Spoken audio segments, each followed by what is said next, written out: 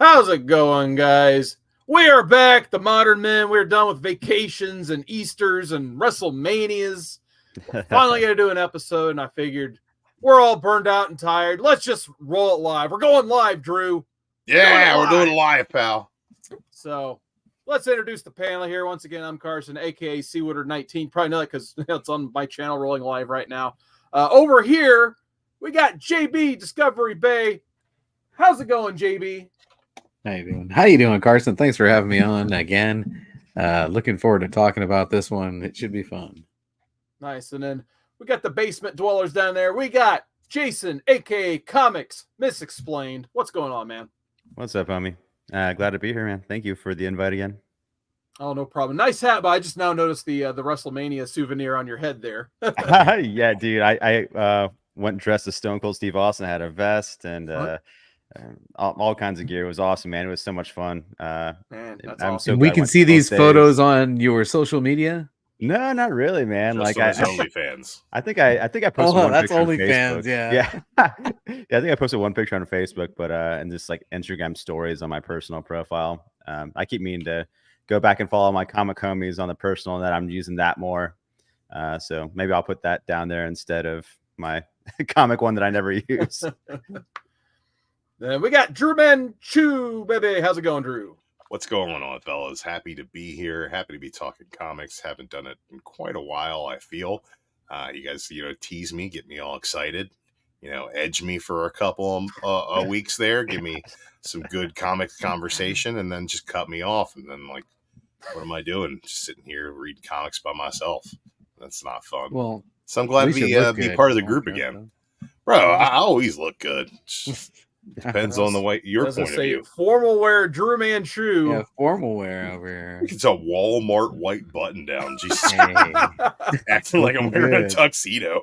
All right. We do have someone who's joined us in the chat here. I got to always shout out Scott Evans. I know he has been begging for us to go live again. So I was very happy to see his name pop up in the chat. He says, live, yay! Just finished working Astronomicon. I was going to crash, but I saw the notification, so I guess I'll sleep when I'm dead. I always like shouting out Scott because he is one of the guys who actually, when we tell him what the next read is, he always reads along and, always has great comments. So big shout out to Scott Evans. Definitely check him out if you guys haven't had a chance.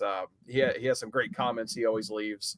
One day I'll remember to save all the comments, and then we'll have a comment section at the top of the next episodes. So thank you, Scott, for always keeping in there and watching us. But tonight we are going to read, or already read actually, Batman and Son. It's Grant Morrison. It's Andy Kubert. Two comic book all-star rock stars.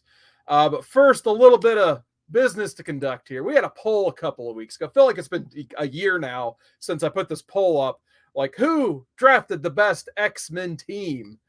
And the results are in, and the winner with I think it was a 1-vote margin because we had all of 15 votes because the community tab is wonderful and everyone can see it allegedly.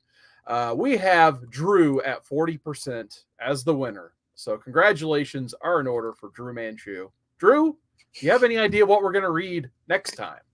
Yeah, we're going to read Heroes Reborn, the most recent Marvel Heroes Reborn, Heroes Return event by Jason Aaron. I think it'll be a lot of fun. And there's a lot of kicking and punching and really cool art throughout. I think you guys will enjoy it. Is it better art than this one? Is that a dig at Hubert and his art in this book? Because I kind of dug it. I'm just asking. Is it better than what we just read? It's different. There's a variety. Oh, Christina Payne's top. Yeah, we got Christina Payne hopping in the chat. What's going on, Christina? Thanks for joining us tonight. Scott Evans, I think he's a fan of Andy Kubert. We're going to talk a little bit more about that here in a second. But next time if we ever do one of these drafts again, we'll just go over the draft order, and maybe some people in the chat will chime in on what teams they think we should draft next. JB, you'll have the number 1 pick if you're there for that episode. And it looks like Jason, you'll have the 2nd pick, I'll have the 3rd pick, and Drew will pick dead last that time. So the champion's disadvantage, they call it. So if we ever do any of that again, there will be the order for that. we'll have to make a supercut retrospective of all the times I won the poll. I feel like I win the poll a lot, guys. I win the poll a lot. It should make you feel good because it was my channel too. Yeah, well, I mean, So my subscriber count, and you won the poll. So you can win the poll on your own channel. I lost on my own channel. Your team was so good. It feels good. It feels good. To be fair, you did such a good sales job. I wanted to pick Jason's team after the Glob Herman pitch. Which shout out to Glob Herman. Jason, you need to. What we're talking a little bit about X-Men '97. I won't go too much into that yet. Okay. But Jason, you get a little bit of Glob Herman. Yes, you do. X-Men '97. I do want to spoil that and get you excited for some Glob. Oh, yeah. Mr. Cameo, Glob Herman. Yeah, it's a kind of cameo, but hey, what are you going to get? You know. All right. Unfortunately, there is not a Glob Herman centric episode. That would have been too good. It's true. They would have known, like, they're watching us. They're definitely They watched the X Draft episode. All right. We'll talk about Marvel some other time. Tonight. You know what they did? Wait a second. Oh, okay. They did watch us, because who did I put on my team? Who did I put on my team that is now a part of X-Men '97? I don't think you got Magic is all I remember at this point. I didn't get Magic, but Roberto was on my team. True, yeah. And I did not know he was going to be in the new cartoon. So there you go. Good job. Everybody's in it, though. Shush. No more spoilers. I think I picked Magic and Magneto, right? Weren't they in there? I think you did, yeah. Yeah, we had some good teams. I feel like I know we're going off on a tangent, but hey, we're live. Why not? I feel like, seeing some of these solicits for the new X-Men books, like, I feel like that's the way they pick their teams. Yeah, yeah. They want like Cyclops and Juggernaut, and I don't even know who else. I'm just like, what are these teams? Like, it's interesting, sure, but it just feels like they picked out of a randomizer on a few of these books. I do want to read the NYX one though, but we're going to talk about some DC comics tonight and some Batman and Son, Grant Morrison, Andy Kubert. I did want to talk a little bit about where Batman was at this point in continuity, because I believe, and this is all from memory, I'm not looking anything up, so I apologize if my facts are a little wonky, but it was 2006. We just came off of Infinite Crisis. So around Infinite Crisis time, Batman was not seen in the best public eye in terms of DC continuity. He had his issues because he invented the OMAC project, which basically that was designed to neutralize any like superheroes who became a threat. And of course it went rogue on him. It became Brother Eye. It turned on Batman. It turned on all the heroes. It started to like zombify random people and turn them against, the DC heroes. And of course this all got linked to Batman. On top of he had Identity Crisis and then the Countdown of Infinite Crisis, which we lost Sue Dibney. We lost Blue Beetle, which Batman Not felt... Sue Dibney. Yeah. Sue Dibney. Man. She got murdered because, geez. people just weren't paying attention. And then Blue Beetle wanted to get to the bottom of the whole conspiracy. He went to Batman. He's like, hey, Batman, we got some issues we need to take care of. Batman's like, get out of here, you're Blue Beetle. Ah! And then Blue Beetle went and got killed by Maxwell Lord. After that happened, he felt pretty down on himself. And then Earth 2 Superman shows up. He's like, hey, there was this thing called the Original Crisis, and we kind of saved your world, and we feel like that was the wrong Earth. I want to bring back mine because it was better. And Batman's just like, you know what? This Earth does kind of suck right now, but I will help you. But I want you to answer one question for me. Is Dick Grayson a better man on your planet than he is mine? And even Earth 2 Superman had to admit, he's just like, yeah, no, Nightwing is better than the Robin we got. And then Batman's just like, I will not help you then. And that's kind of, then they go into the whole 52 run where Batman he decides like, stuff sucks. And he's like, you know what, Robbins, let's just go on a vacation for a year. Let's just get on a boat and we're going to go meditate. I'm going to take Tim and I'm going to take Dick and we're going to have a great old Batman and Robin time. Just meditating. I think they went to Nambla Parbat or whatever that fictional colony is called for a year. And then they kind of come back. And if memory serves, they went almost right into this Grant Morrison run right after what they termed the 1 year later storylines. So basically 52 kind of down between Infinite Crisis and 1 year later. That's where you get Batman on vacation. So fresh back from their vacation, you get Batman finding out he has this little rogue jerk named Damian. And that's kind of where we come into things. If I missed something, definitely correct me in the chat or in the comments or whatever.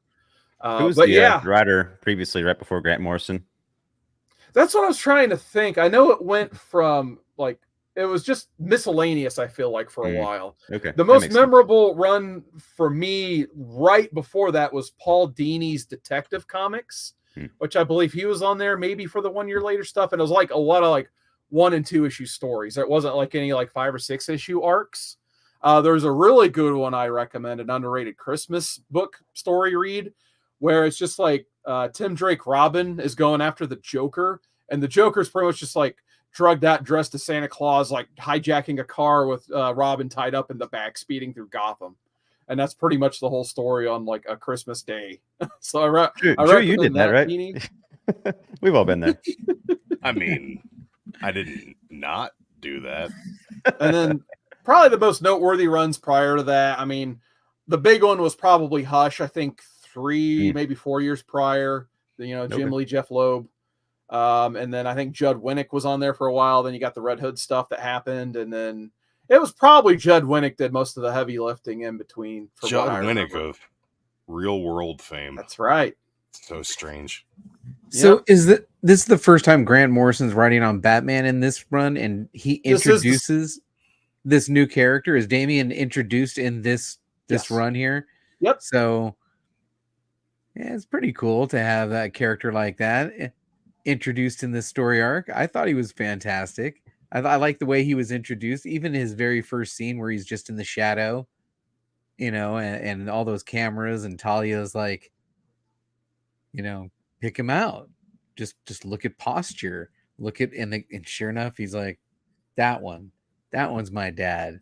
I thought it was pretty cool. I think this character is dark, and I can't wait to talk about him during this little 30 minutes of recap of the story arc here. Yeah, I enjoyed this character, of Damian, but some people really hate him. They kind of are like, I guess they hate the concept of him too, just Batman having a son, and you can't really put that back in the bottle once it's opened. I don't mind it. I think it works. And not just a son, a genetically perfected son, right? Right. That's him. Yeah. I love Damian. He's my favorite Robin. But going back and reading this for like the 40th time just reminds me why so many people hate him.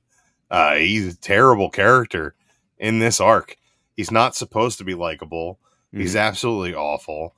None of his decisions make sound sense. When you're supposed to have that sort of babyface, sympathy for him, he has not earned it, not one iota. And you want to see him die. He comes in, he's a complete and utter asshole to everybody. He treats Alfred like crap. He relegates Tim Drake to backseat status for the remainder of existence. Yeah. He comes in and he takes Tim Drake down. He beats him so badly he almost dies. Tim Drake was my favorite Robin because he always wanted to be Robin. It's like that's his dream job, and he got to be it. So I just love guess you can't be Robin anymore. Yeah. Now you're Drake. Yeah. Now you gotta wear brown and go by Drake. Oh God. Yeah, you just hit on all of the stuff I was gonna talk about, why I've never been like the biggest Damian fan, because Tim was my boy. Like when I first started reading comics, like he was the Robin. Luckily I just missed the Jason Todd era of annoyingness and whininess that fans loved him so much they voted to kill him off with their quarters. And that's when I was collecting. Yeah, it was just like they set up Tim as the Robin. He was the one who discovered that Batman was Bruce Wayne. He was the best detective of the group. And when Damian came in, that all kind of changed for him. Like he was like Robin, pretty much he had his own book, and he was basically the star of Jeff Johns' Teen Titans, along with, that whole Young Justice crop, Superboy, Wonder Girl, and Impulse, who became Kid Flash.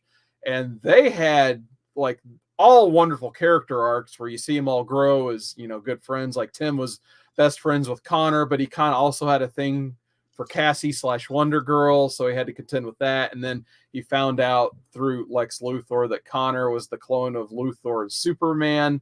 So then you see that whole bonding moment between that. And then meanwhile, he still has to deal with being Batman's ward. So then they have a showdown during the whole run. And all that kind of like, he just got put on the most back burners once Damian comes in, to the point. I don't know. I guess we'll go ahead and talk about what happened to him after this. He just becomes Red Robin for a while. Like, they couldn't come up with anything more creative. Like, well, we want Tim Drake to be there because he has his fan base, but we want this new Robin. We can't have two Robins, so what are we going to call him?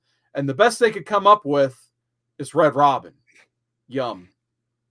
Well, the big problem with that is, like, he becomes this superfluous entity while he's been this established character for all these years. Like, I read, you know, the Chuck Dixon stuff all the way through Nightfall, and that he was my Robin until he wasn't anymore. And that happens here where he just gets, you know, completely housed and outclassed in a physical fight by Damian. And then after this, like, publication history wise, right after this, you get the New 52. And at that point, Red Robin becomes relegated to even more of an obscure role. Tim just never really recovers or finds his footing being the, you know, shoehorned in extra Robin. Like, even when you get like down to the video game stuff, like the Gotham Knights game that just came out, it's Tim in that role.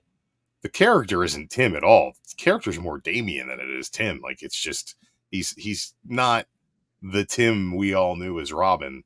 He just doesn't have any sort of cachet anymore as a character.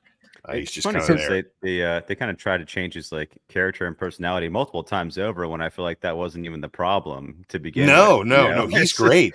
He's great. It's that you can't have him be Robin while Damian's being Robin.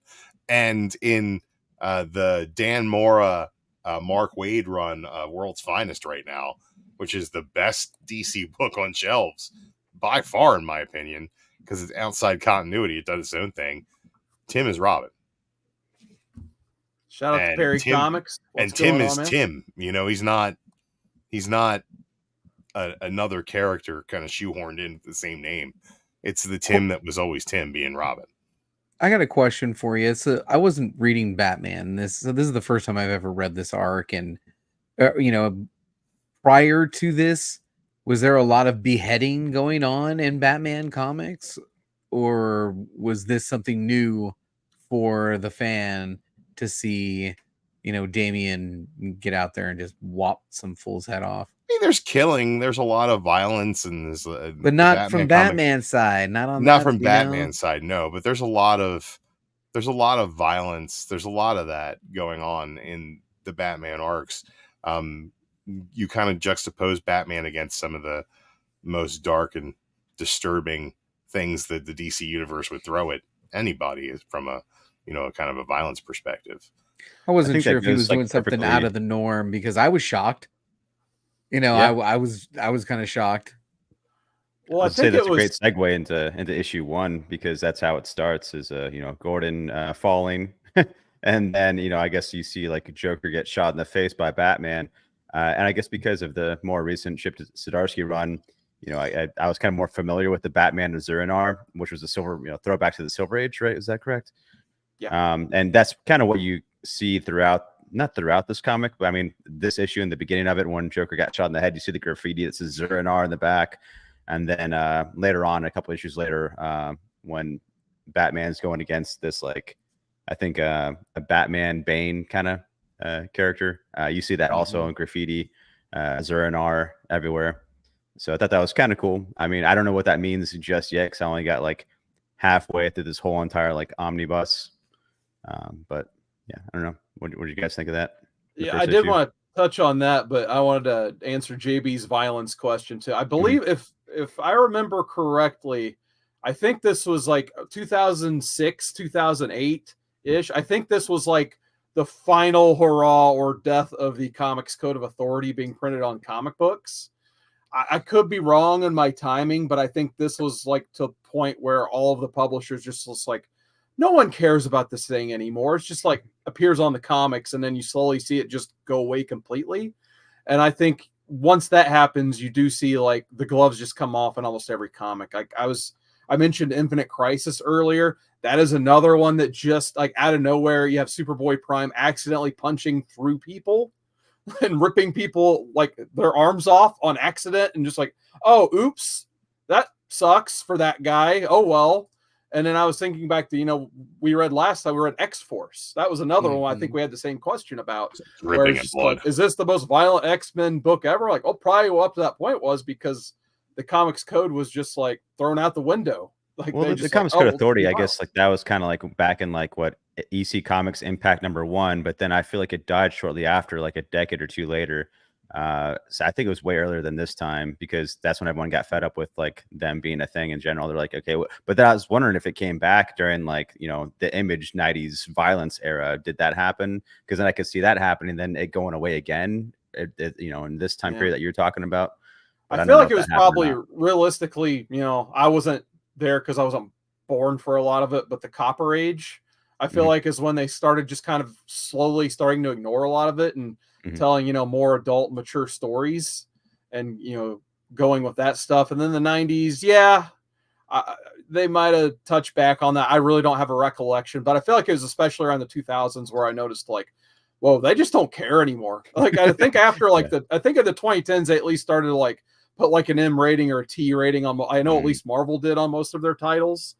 But like the mid 2000s, they just did not care. They just wanted to sell books. And a lot of that, I think, has to do with there's this retightening of the social consciousness's bottom line for decency following 9/11 as well. So it's like you get that like that early 2000s to early aughts, like oh, wait a second, let's reevaluate who we are as a people. We can't have, violence and sex and all that nonsense in our media. And, just like anything else, it's cyclical. That goes away. Now Scott Evans with the fact check here. fourth and fifth sets of breasts jiggle underneath of the original ones anytime I turn on the TV. Now, Scott Evans says they dumped it in 2011, by the way. 2011, DC dumped the Comics Code of Authority. Go ahead. Another thing I noticed about this one, because again, I wasn't reading Batman. I didn't read Batman. That wasn't my thing. I knew Alfred, did a lot of things, but since when was he a surgeon? He was a field medic. He was a field medic. Really? Yeah. Oh yeah. He's a veteran. He worked for MI6. He was a spy. Yeah. You name it, Alfred's done it. And he makes a special blue rose. That's incredible. Yeah, that's incredible. There's nobody more incredible than Alfred. It's often said, why? Because I'm Batman. But the reason that he's Batman most definitely every time is because he's Alfred. That's just he's still dead now, right? Alfred was even trying to help him get laid, man. I mean, he was like, come on, you need to get back. At one time, he was giving him the speech. He's like, at one point, you had so many women, I couldn't even remember all their names. Now what the hell's going on with you? Get back out there. I did want to touch on something Jason mentioned earlier with the Chip Zdarsky stuff. I don't know if you guys have been keeping up with that at all, but reading this, and then I've also been recently reading the Chip Zdarsky run as well through the DC app. And I feel like Zdarsky read almost this entire Morrison run, and that is almost like a like.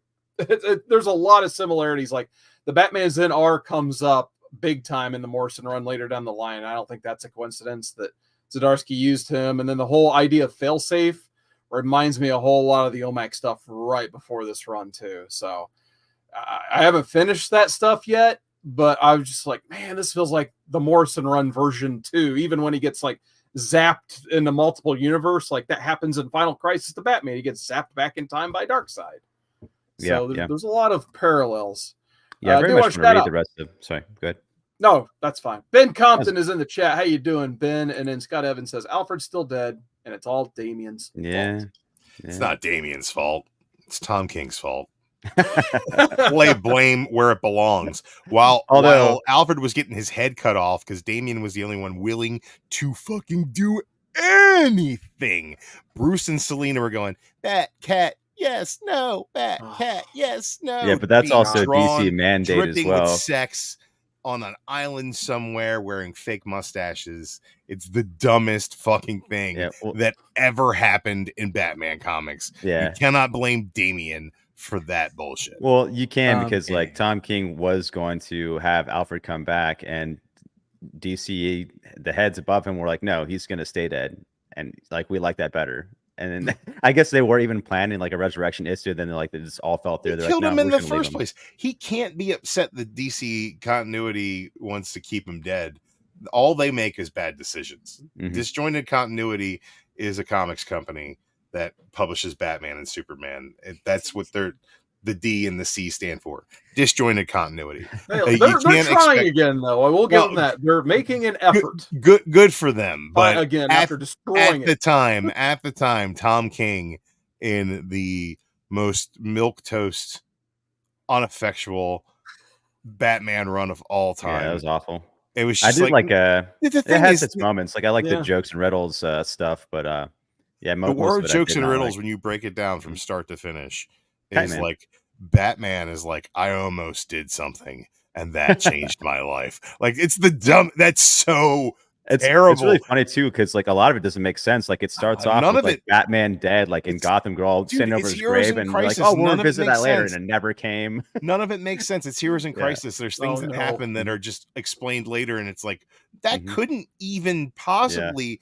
The problem with it is that like he had such the Mikel Janin art in so many of these issues is just really great. Where just a little bit of flowery prose over it makes a comic book like, oh man, that might be the best thing I read this week. And then you sit down and you read the arc issue to issue, and you're just like, why did we keep buying this as a collective? Like, whose idea was it that any of this fit together in any sort of way possible? I'm sorry that I'm talking about Tom King's Batman on this episode, but it's just like, why did we do any of that? Why? It's like, and it's like every time I pick up an issue, it'd be like, oh man, this is really cool, but like that's not my Batman. Like that, Batman wouldn't do that. Like what? Batman's gonna fucking finger bang Selena Kyle on a beach somewhere wearing a fake mustache while Alfred gets his headshot. Newsstand. What are you doing? All right. So sorry, I had to stop Drew somehow before he went on a whole tirade. Speaking of Elseworld, that happens in this because I'm reading this, and all of a sudden I'm like, "What the hell is going on?" Damian's a grown adult pretending to be Batman. I'm confused. What happened there? Jump in the future, right? That was a peek in the future. Is that what's going on there? Yes, that doesn't never happen. Elseworld's future at this point. It's just so far from. That's a great issue. Yeah, the characters are. But it's tough to figure out what I was going. What the hell? I'm so confused. And then that big Bane Batman thing. Yeah. I think the entire purpose of that 666 issue was like, okay, here's this character that we just introduced. He is going to have long-term implications, and the implications are that Bruce's mission is going to be to turn him into a good person who is a fighter of crime and not an assassin who's just out there trying to murder whoever's in his way. He still murdered the guy at the end. Well, yeah, because he still is who he is. Like he's still the grandson. At least he acknowledged. And he got things done. He's the real Batman. Yeah. Then I can demonstrate that. I like how he acknowledged both Batman and Nightwing though for being better than him, but it didn't matter to him. I thought that was cool considering it leads into the.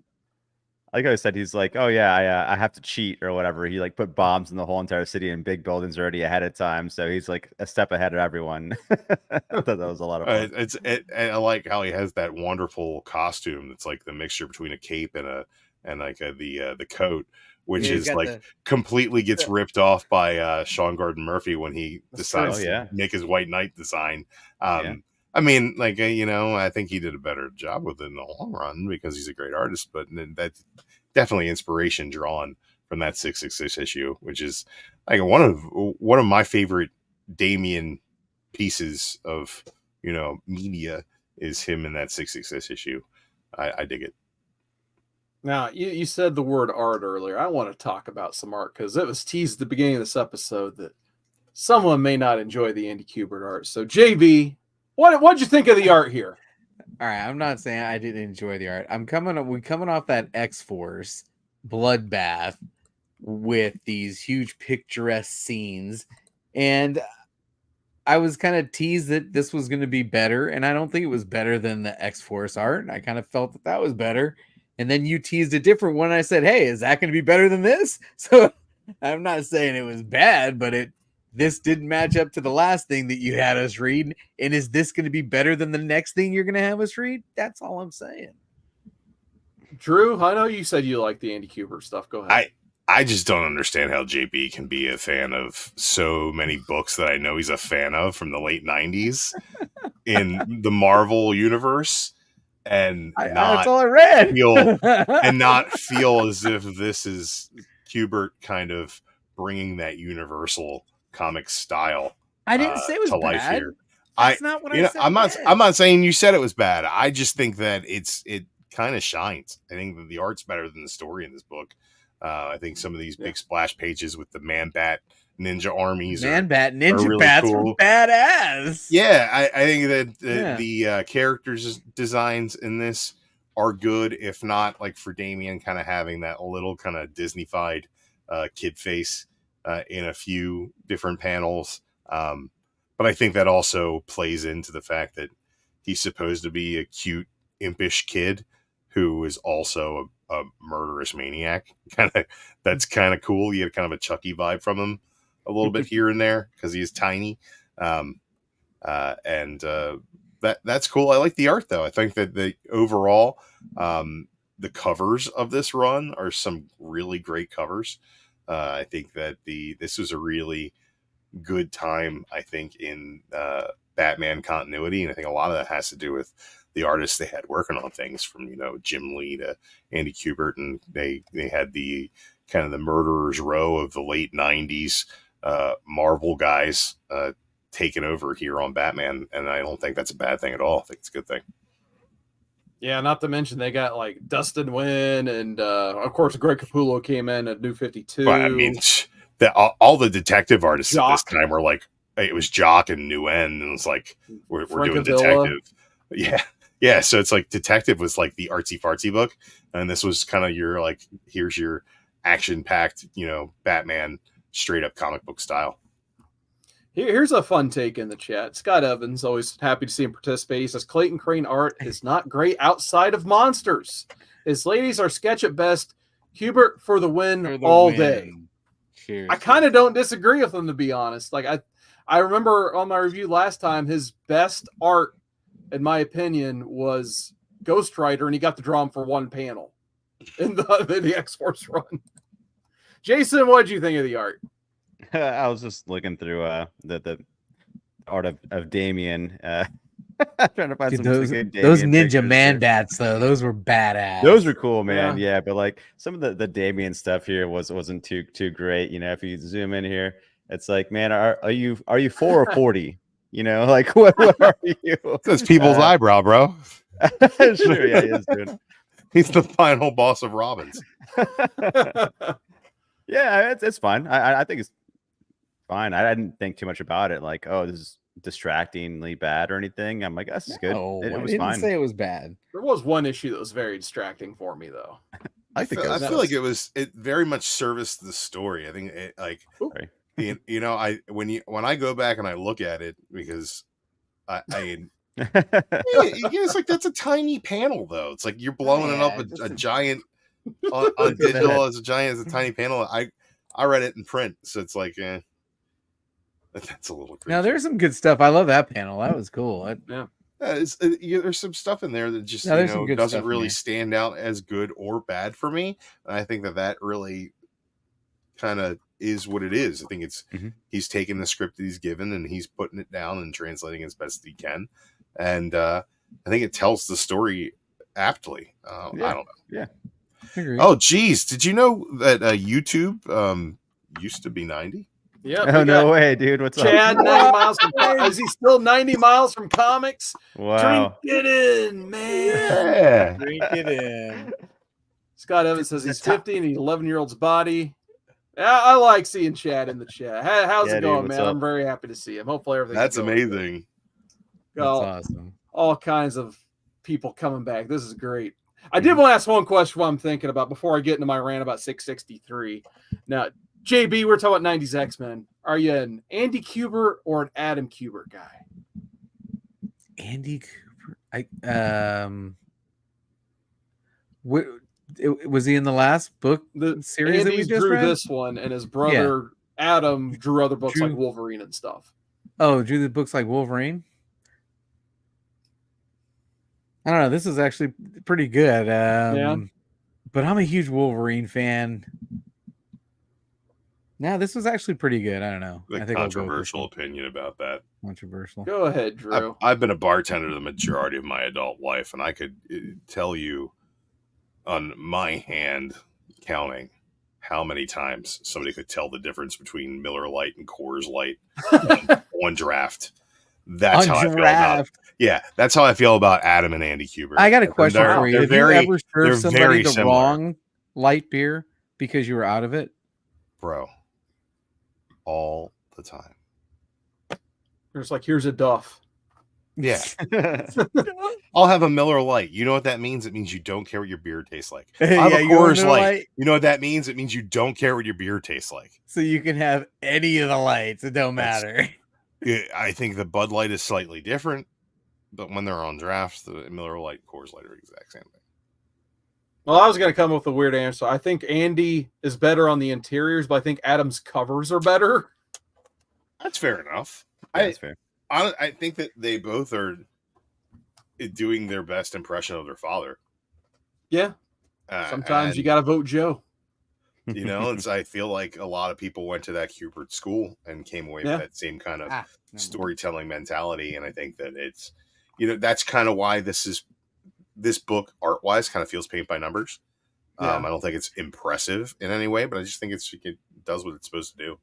Drew, your boy's in the chat. Double S Collects says, what up, everyone, to panel night, especially Uncle Drew, a.k.a. the German psychopath who can kick Drew McIntyre's ass. LOL. Great to see Double S in the chat. I'm a lot like Gunther. I come out slapping titties. Jason, do you like the Kuberts? Yeah, they're fine. Yeah, I like Joe the best for sure. Yeah. But yeah, they're fine. I have nothing against them. All right. I'll tell you art I didn't like. I don't even remember the artist. I was looking it up and then I got sidetracked by the chat, but that 663. I feel like this was supposed to be like, all right, let's do like a sequel to the Arkham Asylum series that was so successful and had like cool and groundbreaking art that you normally wouldn't see in a comic. Maybe it was like John Paul. Shout out to Jean Paul. He loves him some Jean Paul. Jean Paul. Inside joke. There's one of them for you, Ledge. But the art in 663, like it was written like a book, which, you know, just immediately I wanted just to skim through it. Oh, this one? Yeah, let me zoom in on this real quick. Yeah, Man, that's the like one. That's probably the through. best art in that issue. But there's other panels later. It looks like it was just done with like AI CG. Yeah. Like it's like so awful, and it looks like a PS2 game to me at times. Totally. And I finally just like, you know what? I'm skipping this issue. I can't do it anymore. Like, I think I like went and did like a quick summary read on like one of the Wikipedia things, and basically just nothing happens anyway. I think it elaborates on the Joker getting shot in the face in the first issue by a fake Batman. And that's kind of the gist of it. Harley's there doing something and Joker's blinking in Morse code. And I'm like, okay, I'm done with you, Grant Morrison. I'm skipping this one. Yeah, it was pretty terrible. Yeah. No, so but the next one's cool. He pulls that James Bond jumping out of the sky thing. Yeah. Land on the mountain, do a little skiing. Come on, man. That's awesome. He had to impress that girl. He jumps out of a plane. He gives her that Alfred Blue Rose, which I don't know, debating if that was a Twin Peaks reference or not. Yeah. I think this character comes up later, the one that he was kind of seeing and dating, but it's been 20 years almost since I've read the whole run. So, Drew, do you remember this character he was being flirtatious with at all? Wasn't she in the first issue? Yes. The first issue. Yeah, that was her first appearance, I believe, was the 655. So not only do you get Damon Wayne, you get random lady, I think, turns into a baddie later that no one remembers. I cannot be bothered to remember tertiary continuity from Batman at this point in time, because everything else that was happening around this time was like so key. It's like Damian and Jason Todd coming back, and you got the Black Mirror stuff after that, and all this stuff leads into the New 52. So then the Scott Snyder stuff. It's just a lot of that stuff just kind of overshadows the fact that Batman is the most published, single character of fiction of all time. You can't remember everything he's done.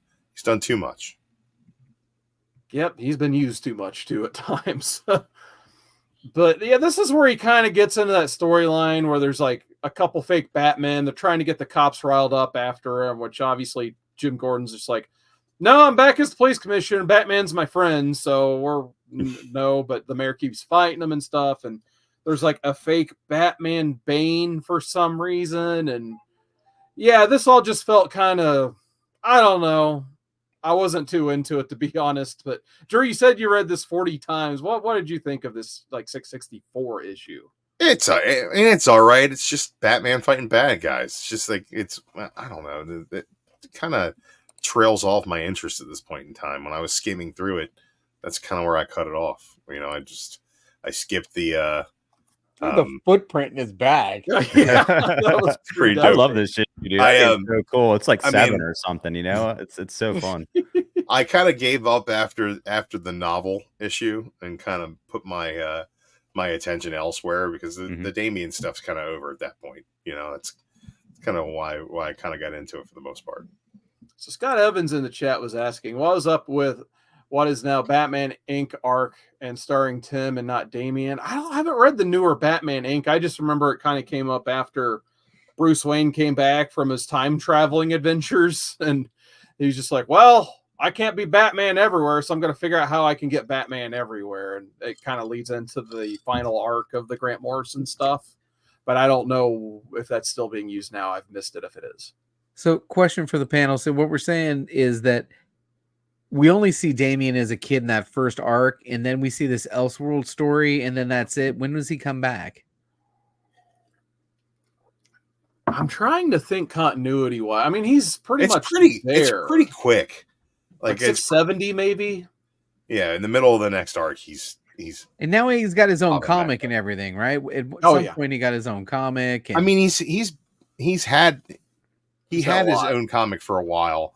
I'm not sure if he actually actively has a Robin comic going right now or not. I think there was one mini series. It was like a maxi, it was like a 12-issue maxi or something like that. Wasn't there one where it was like, I never read the Avengers Academy or whatever that was, where it's like they're killing each other off in a tournament or something. There was one that was more like Hunger Games. Yeah, that's what I'm thinking. The Damian Wayne stuff was more like Mortal Kombat.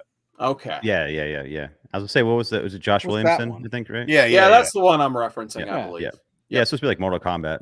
Yeah, like some sort of like underground tournament or something. It was a tournament. It was a tournament. I heard it was fun. I wanted to read it. Yeah, I haven't. I think I only checked out the first issue, and that's as far as I've gotten. But yeah, I'll check that out for sure. I liked all the pre-metal stuff I would guess it was pre-death metal stuff they did with Teen Titans, where Robin was basically creating like a.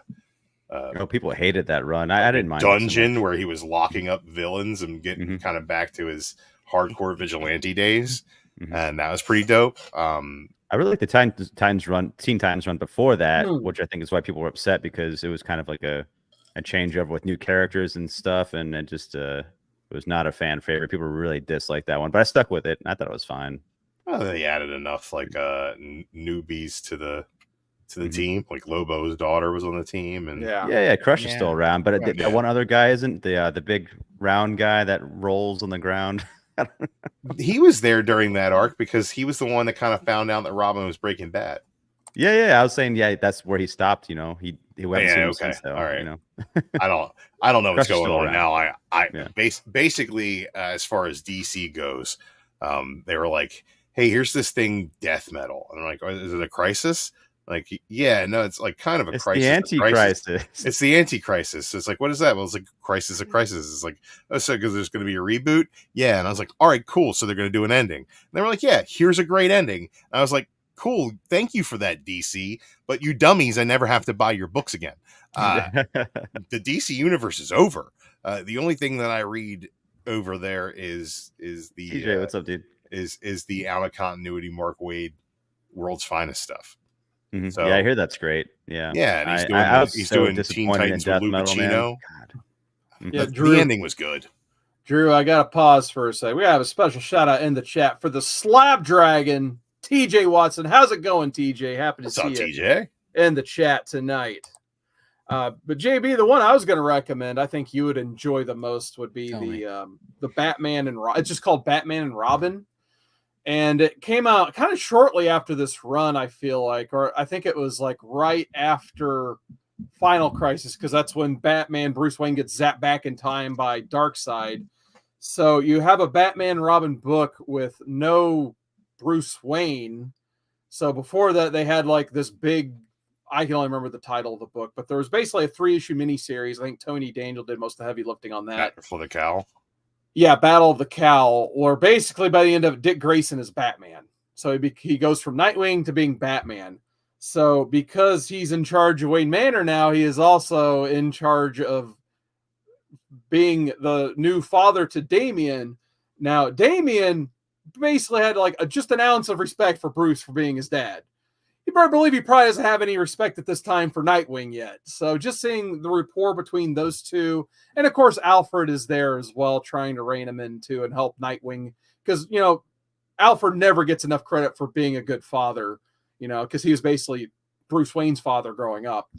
And those two pretty much have to figure out how do we make Damian not just like a little a-hole killer kid? Like, how do we turn him in to this Robin he wants to be and the Robin we want him to be, basically? And it just kind of goes off from there. There's like by issue 7, it's like, okay, is he just going to kill Nightwing or kill Batman at that point and take over and become that Batman you saw in Batman 666? Like that's the question you're asking yourself, like most of that run. Like, is he going to become that Batman by killing off Nightwing at that point? Because for years in DC continuity, Dan DiDio was in charge, and he, for some reason, really wanted to kill Nightwing, and no one would let him.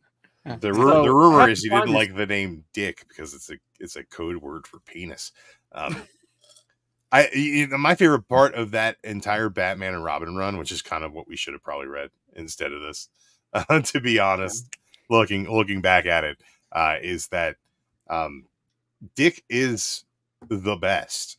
And we covered this earlier when we were talking about the was it Final Crisis or whatever. The thing about Dick is he earns Damian's respect. Yeah. He earns Damian's respect by being the best Batman that there has ever been. People are like, oh, you can't have Batman not be Bruce Wayne. They did it already, and Dick was a way better Batman than Bruce was. He's got his shit together. He's he's a little bit more mild tempered. He's definitely a better role model for a Robin because he's been there. He's done that. He knows how it goes. And then you get all these residual great storytelling moments with Dick and Damian after the fact. Like some of my favorite stuff in the Tom King run is just like Damian and Dick just kind of having 2-second interactions on a rooftop, being like, hey, what's going on? Because that's his. Damian sees Dick as his older brother. That's his brother. That is his role model. He wants to be more like Dick than he wants to be like Bruce. And you get to see that happen over time in that run, and it's really great. And that gets followed up with the New 52 when Bruce comes back and he's got Damian, and they're doing the father and son thing in Batman and Robin, and that's written by Peter J. Tomasi, who just does a fantastic job with that. So, that's your favorite. Tomasi, dude, Tomasi is like he just writes the DC universe. He writes these characters as parents in a way that makes sense. It's just pitch perfect. And he did the Superman where where Superman was raising his super son, and he did the Batman and Robin where Batman was raising his super son. Then he put together the Super Sons, and he did the Super Sons books. So it's like I dig that stuff. I like that. It's heartwarming and wholesome while getting all your punching bad guys in. Did you read that new one where what was it? They're bad guys or something? I forget what it was called. What was that new Super Sons book he's doing? I have not read anything since Challenge of the Super Sons, but if it's dropping, I'll end up picking it up eventually. Yeah, when you said other people have been. Oh, you checked it out? What was it called? I can't. That's why I think it's called like Sinister Sons, maybe. Yeah, it's Sinestro's son. I'm trying to think of the other character off the top of my head. I think it's only like one issue in is all so far. Oh, really? Okay. Yeah, it's pretty recent. Yeah. I want to say there's 3 issues in for some reason. Maybe I bought issue 1 and it didn't read it yet, but I wanted to. It looked fun. It's interesting. It started off as like a backup, and it might have just been a backup in the Green Lantern stuff actually, because I was like, oh cool, Tomasi's back on Green Lantern. No, he's just doing the backup so he can write Sinestro's kid. I like the big, colorful, shiny, hopeful DC universe, and I feel like ever since it's probably ever since Dark Knight Returns that just doesn't exist outside of like little glimpses. I feel like Tomasi's one of those writers that has a way of, giving you a story where the villain's going to destroy the world and there are stakes and it is people might die and things of that nature. But at the end of the day, it's about teaching, the next generation of heroes that this is a hopeful universe and you can do the right thing for the right reasons. And that's kind of what I want in my morality play. I don't know. Yeah, I mean, I can't disagree with you. That's like why I like to read Superman. It was so good during the Tomasi and what was the other guy? Pat Gleason, I think was his artist. Yeah, Gleason. Yeah, Gleason, that and he's doing so Spider-Man with Zeb Wells now, and looks beautiful. Makes sense. People are like, "Oh yeah, he's a great artist. Who would have thought?" Oh wait, no shit. DC stuff, so we didn't know. My favorite stuff there for DC is the dark, weird, twisted stuff. Like, I love the hopeful stuff. That's great, but I like this issue of Batman we're talking about, where it has the Bane Batman. It's kind of like a issue of 7, like it's like 7. That the 666 issue with the pentagram, the map, going on. That's kind of like From Hell. I dig Alan Moore. I when he said, other people have been Batman besides Bruce, I thought of like, of course, Nightwing. Then, I thought of Gordon. And then I was like, oh, if I ever wrote like a, non-continuity Batman or a different alternate universe Batman, I probably would have did like Slam Bradley Batman. I think that'd be a lot of fun. But if you guys read the Tom King Gotham Year One, I think, I'm not sure if that's in continuity or not, but that's like, it's not saying, I don't know. I don't want to spoil that for you, but it's worth a read. It's awesome. But yeah, I do enjoy that kind of the darker stuff. For me, it's just more fun. Like the Grim Knight. I love the idea of Batman, having guns, because he started with a gun, from the get-go. I just like, I don't know, that's fun for me. But the hopeful stuff is probably the better stuff for morality. But for the action and weird darker stuff, I just like seeing that.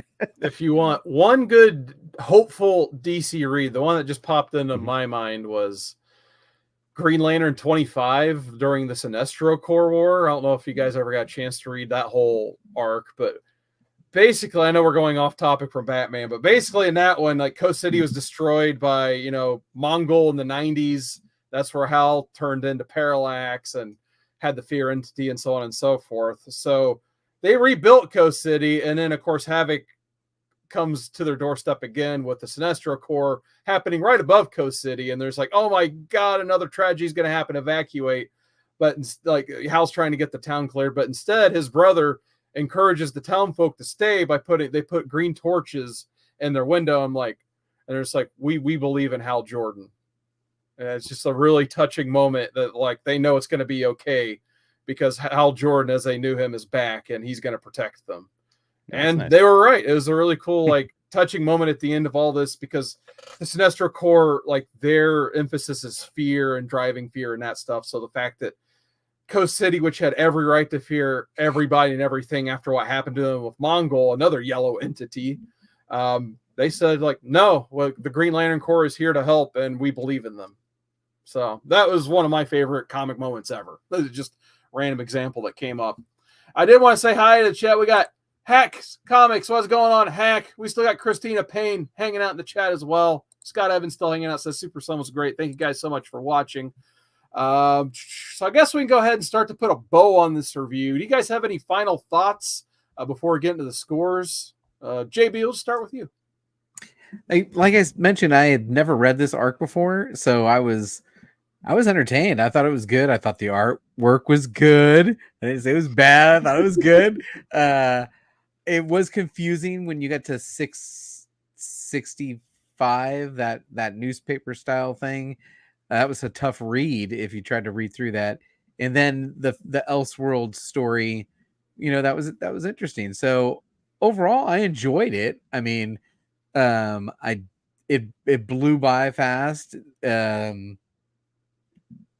So far, I'd put this up there. I mean, I know he's gonna be pissed if I say I liked it more than last week's X-Force, since he gave that a 9.8 and all, but I enjoyed this one, man. I never knew the actual origin of Damien, and I didn't know he was a genetically kind of modified kid with that training.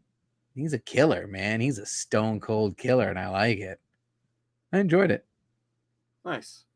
What about you, Drew? What'd you think? If you enjoy Damien now, man, wait until you read him with a little bit of personality sprinkled on him. And the fact that I've read all that personality sprinkled on him, going back and reading him here in this form, the character lacks so much depth. It's kind of a fun concept. It's pretty well written. There's a lot of just herky-jerky Morrisonisms in here as far as, continuity, how they're kind of playing with Talia. Talia, in my opinion, never been a great character, never been a great villain. Damien kind of existing gives her a little bit of a reason to still be around. The Ra's al Ghul stuff, it's tied itself to Batman's origin at this point, so he's always kind of going to be around. Overall, I thought the art was serviceable. Going back and reading this, though, just lets me know that this probably wasn't the right choice as far as getting you guys excited about Damian Wayne. There are better stories. It's like a 9.4 for me. What about you, Jason? Yeah, I'm going to say 9.4 as well, man. For me, there are no bad Batman stories. I love Batman. He's just one of my favorites. It doesn't get old to me. And this is totally a serviceable Batman. Art was good. Story was fine. I think my favorite story, of course, was like the 665, the Bane one where he eats a prostitute at the wall. Crazy. And 666 was cool, seeing Damien in the future, man. That this is just fun for me. I love that dark stuff. But yeah. So I'm cool with it. I hope we read more Batman in the future. I'm always down to read Batman. I love it. Nice. I think we have to go like an 8.5. Ooh. Like that might be a bit low, but I was just kind of thinking about the overall like first arc here. Like it was just kind of just mid for me, I guess, just to use a modern term. Like I was thinking like the art was okay. It wasn't Andy Kubert's best, but I thought it was great. Considering some of the other art we get in this run, that 663 issue that gets like a 1 out of 10 for me. That was terrible. Yeah, but at least it was balanced out by the really cool 666 issue where you get to see what is possible maybe for Damien down the line, where I feel like there's more issues later where they cover that version of Damien, but for the life of me, I can't remember when or where. But I thought that was a really cool way to show what the character could be capable of. But other than that, just the whole stuff with like the fake Batman, I was like, The more Jason talked about the Batbane, that made me happy though. And the fact that it was just nice, and like JB kind of sold me on a little bit more. That's what you actually helped me raise my score a little bit. Because sometimes when recommending a DC book, I'm always worried about the accessibility. Like, will it make sense just mid-run if I tell you to go read this or whatever? Because I always just think back to, Justice League when we read that, and they were just like with Drew. I think I was with Drew and Andy, and it was so hard to pick up and read because you had to know like a whole slew of other things beforehand. And this, you can kind of at least just kind of know who Batman is, basically who Talia is, and you're kind of set. Like so I was very happy to see you found it very accessible. So, but yeah, I was just trying to think of like the overall like sure it introduced us to Damien, but beyond that, like was it that great of a story? And it was okay. It wasn't the greatest or most memorable story. I was just happy to see Damien in continuity. And Drew made some points earlier about Tim taking the back burner starting here, which of course I didn't like that. So I think I'm going to stick with the 8.5. Scott Evans says the Damien stuff was great stuff other than being weird. It was supposed to be about Damien, bringing it down to an 8 for me here. Hated the Club of Heroes stuff, 667 to 669. So pretty much the arc, once we stop, that would be the next one, which thinking back, I think that's where I was thinking about. I think I dropped the title around here. So that's why I'm not going to pretend to say like, oh, this is the best run ever. Or, this is the greatest. I think I actually dropped it until Tony Daniel hops back on around the 670s, if I remember right. Yeah, I was looking through the rest of this, and I was like, oh, it looks kind of like wacky with the middle, the Knights stuff. That like, I don't know. But then I guess it comes back later on to one of those Batman that Damien fought in 666. And I was like, oh, this looks cool. Again, I would like to finish reading this. And I want to, does it ever say who the other Batmen were? Did the first one say, like, I guess he was a cop, maybe? I don't know. They call him Bat Cop. The one who shot Joker in the face was just a cop. Yeah. I don't think the Bane one was disclosed, was it? I don't think it. I honestly, I can't remember. Everybody played the classic video game Arkham City, Batman Arkham City by Rocksteady Game Studios, sequel to Arkham Asylum, center of the Arkham trilogy. Really great video game. Around the same time, there was another game that released called Gotham City Imposters, which was like one team dressed up like Batman, the other team dressed up like the Joker, and it was like a multiplayer shooter with weird classes. And every time that I saw these imposter Batmans, that's what I thought of. I thought of Gotham City Imposters, which is sorry I went on that tangent. Nobody remembers what I'm talking about. I kind of vaguely remember that. All right, before we start getting into final shout outs and what we're reading next, I do have one more question. I figure I'd save this for dead last. Who's your Robin? Jason, I'll start with you. No, Tim Drake, absolutely. I mean, he's my favorite Robin just because I know he wanted the job, and that's what he strived to be. He's great with tech. He's awesome with tech. I mean, the best, we all know the best Robin is probably, Dick Grayson, Nightwing, who becomes the best Batman. He is the best person, but the best guy for the job, I would say, is Tim Drake. Yeah, I'll just stop there. That's good. Drew? Damien's my guy, man. He is the heir to the Batman fortune here. Like that's his dad. He's the only one that's a real kid. Tim had a dad. What's his name? Red Hood. He got deaded. He I mean, I'll come back and I'm gonna be rough and gruff and have guns, and then my mask is gonna have a face on it for some stupid reason. Yeah, he sucks. Dick was a great Robin, but since he's been Nightwing, he's been better. Mm-hmm. He was a better Batman than Bruce was, and every opportunity he does something, he was an agent for Spiral, and that was cool. And then, he was Rick Grayson, and that was still unfortunately unreadable. No, that was unforgivable. But yeah, Damien, he's the Robin. For sales, it makes sense having him, because I mean that's how Robin started out. It's Dick Grayson's little kid. That's great. Boost sales, having this little kid be part of Batman's sidekick thing happening there. And nowadays we bring it back. That's great. You got a kid again, boost some sales. Hopefully, I mean, I think with the new movie coming out, hopefully I think that'll help as well. Get more kids into Batman, which is great. But as for a regular sidekick assistant, I think it makes more sense having an adult to help you than a kid. But there's doesn't mean there's not good stories there. So yeah. Aggressively relaxing's in the chat. He's got something to say. Did we put that on the screen? Well, I was gonna go to JB's pick, and then I'm gonna let the chat do their picks, and I'll read them all together. But I have to agree, by the way. I gotta agree with Drew. I gotta go with the bloodline. Plus, this guy is just a certified assassin, man. This guy's a killer. He was a born, bred, stone cold killer. So no, you gotta go with him. You gotta go with Damien. Yeah, my pick is always Tim. I mean, Jason made. I guess like we got a fine line over here, like the Damien side and then the Tim side here. Like Tim I was always my cut him Robin. out We when I just can. read why he's not anymore. But yeah, I think we can all agree that Jason Todd, like the worst Robin ever. And I'm sorry, I always got to shout out Cat Ridden Figures when I can. I know it's like her all-time favorite Robin. I'm sorry about that. But She just likes an edgelord bad boy. Yeah. Didn't they recently come out with the issue where they showed where Jason Todd lives after the explosion instead of killing him off? I thought they met up recently. Yeah, they well, I mean, it was an original thing they did because the fan voting, they didn't know which they were going to publish until the votes came out. But yeah, they did finally publish it in its own comic. I think it was probably reprinted in a trade or hardcover. I think it's the same art. It's just different dialogue. It's like, he's still alive. Somewhat, we have he to still get him to the punches hospital Superman or and breaks whatever. his hand. That's funny. For some reason.